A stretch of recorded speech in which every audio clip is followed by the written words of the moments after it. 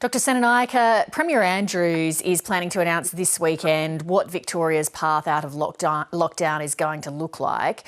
When you look at the case numbers as they are now, what do you think is the most likely scenario? I think if Victoria is looking for a control strategy, which they had earlier in the year, where there were small numbers of cases which were being tolerated as restrictions were being lifted, I think then it is very likely that stage 4 restrictions will be lifted on September 13th, not completely, but to something lower, such as stage 3 restrictions. If Victoria is going towards elimination, however, then they may stay longer in stage 4 restrictions. Now, New Zealand is just one example, but it's a good example because it's akin to us in many ways. And they waited till they were in the low double digits or single digits before they went down from level 4 to level 3 restrictions.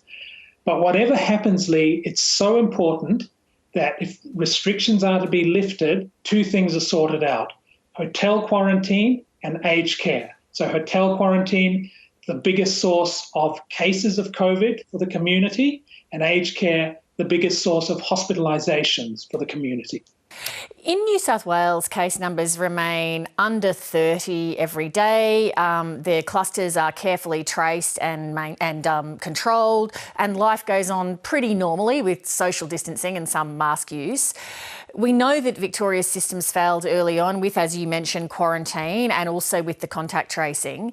How confident can Victorians be now that their systems would allow them to function in a similar way to New South Wales?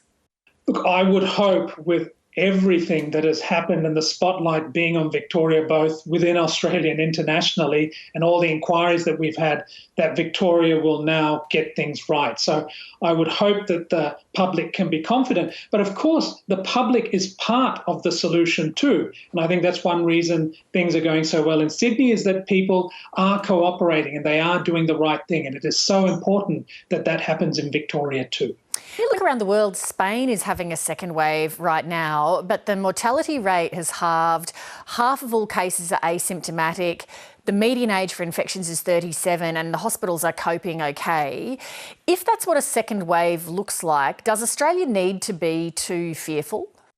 Yes, I think we're seeing a lot of second waves where it's a lot more younger people being involved and therefore a less severe caseload with regard to hospitalisations. And paradoxically, a lot of older people are keeping to themselves and are not getting infected as easily. So I think having large numbers of cases in your community isn't necessarily a good thing. Your intensive care might be able to cope in Australia, but if a lot of healthcare workers get sick, it may be difficult on the general wards and in the community in primary care. Sanjay Senanayake, thank you very much.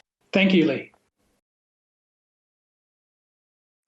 Hi, I'm Lee Sales. Thanks for watching this story. If you'd like to watch more of 7:30's stories, they are on the left of your screen. And tap on the button below to subscribe and get the latest from ABC News.